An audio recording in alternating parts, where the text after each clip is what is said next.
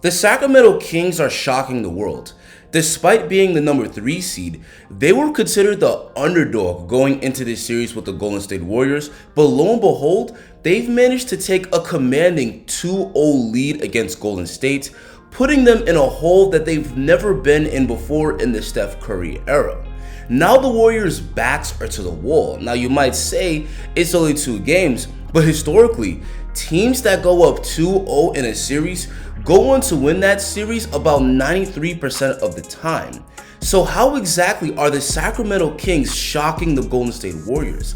Let's break it down. When discussing Sacramento in these playoffs, we gotta start off with Aronfox because he's led the way for the Kings. He burned Golden State for 38 points and 5 assists in the Game 1 victory, and the Warriors adjusted by putting their best defender Andrew Wiggins on Fox in Game 2, and while Fox wasn't as dominant, he still had a star impact which helped to lead to the Game 2 victory. Fox has that prime D-Rose athleticism, which makes it pretty much impossible to keep him out of the paint. And in Game 2, while Fox started off the game shooting poorly, he used his ability to draw help defenders to be a facilitator, which is why he finished the game with 9 assists. And even though he got off to a slow start, Aronfox took over the game in crunch time, scoring 11 of his 24 points in the 4th quarter to push the Kings to victory. Aronfox has been playing like this for the Kings all season, but with him cooking the Warriors on the big stage, the world is finally starting to get awakened to his greatness. But as good as Aronfox has been for the Kings, Sacramento wouldn't be where they're at right now if it wasn't for his Kentucky brother Malik Monk. Monk lit up the Warriors for 32 points in Game 1, then he followed it up with another good performance, dropping 18 points in Game 2. Malik Monk has been an absolute marksman for the Kings, currently knocking down 45% of his threes so far in the series. But what makes Monk even deadlier is that he's also very athletic and he can use that burst to get right by you and finish at the rim.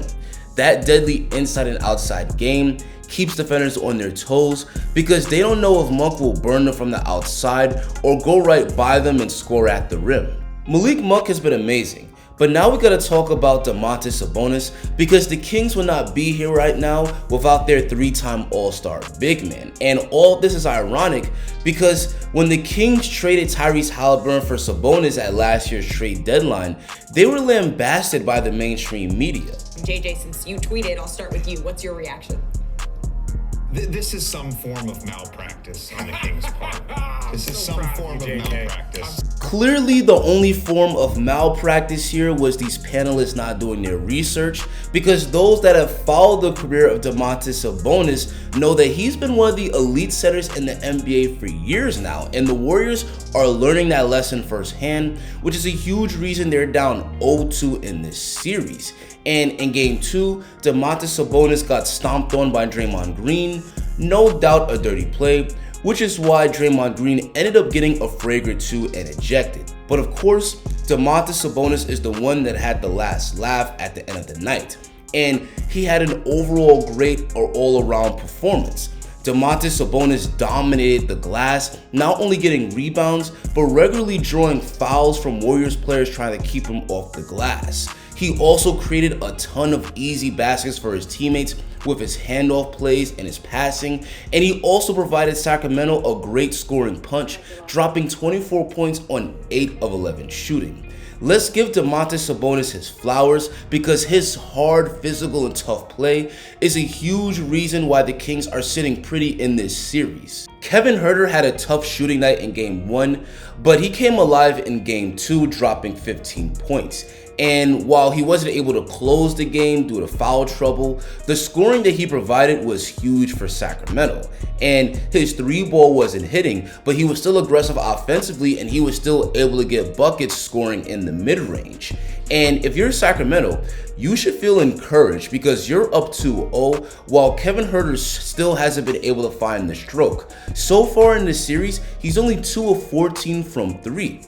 But in the regular season, he was one of the top marksmen, knocking down 40% from 3 on high volume. So when Kevin Huerter's 3-ball starts hitting at a high percentage in this series, then Golden State is going to be in even more trouble. Another big reason Sacramento has been killing Golden State has been their defense, which is surprising because Sacramento was a bad defensive team in the regular season only ranking 24th in defensive rating.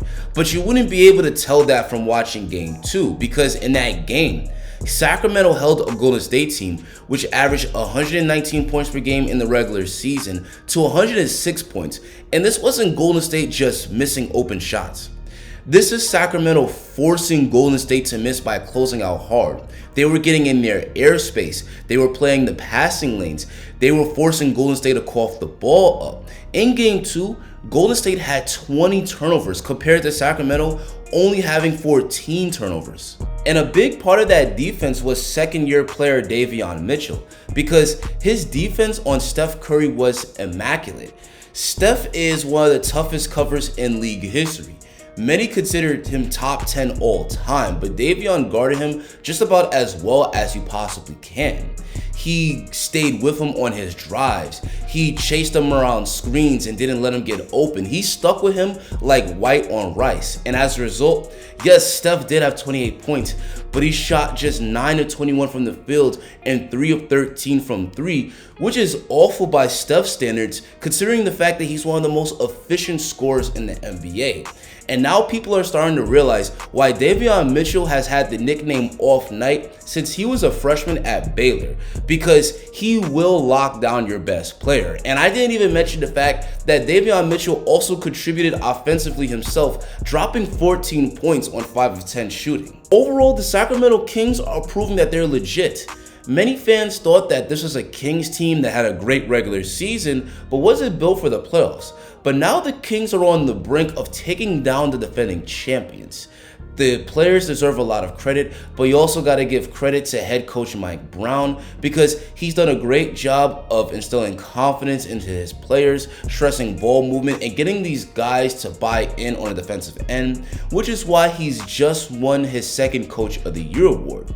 But now I want to hear from you guys. Do you think the Kings will take down the Golden State Warriors, and how far do you think they could get in the playoffs? Tell me in the comments. Guys, I'm going to continue to cover this playoff series, and I'm going to continue to cover other series as well. So if you enjoyed this video and you want to see more dope content just like it, drop a like on the video and hit that subscribe button. Thanks for watching, and have a great rest of your day, guys.